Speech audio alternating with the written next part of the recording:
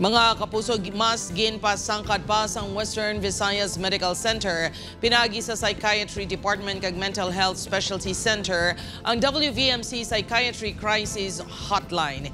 Ini bangod sa nagadamong kaso sang mental health issues kag pagpanakit sa kaugalingon sa rehiyon. Sa datos ng WVMC, sa sulod sang 6 ka bulan, 49 ka crisis-related admissions and referrals ang na-record sa ospital.